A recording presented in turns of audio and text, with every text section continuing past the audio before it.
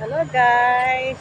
Ganito pa lang yung paggawa ng sa sa pier. Yan.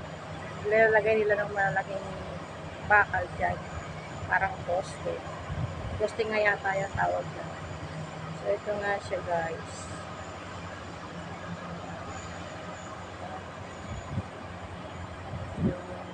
Ito sa may pier yan sa Lama Island.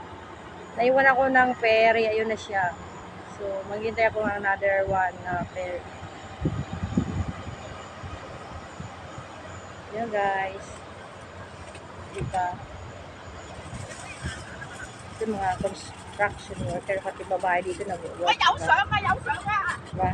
Kahit babae nasa nagtatrabaho. Engineer siguro to.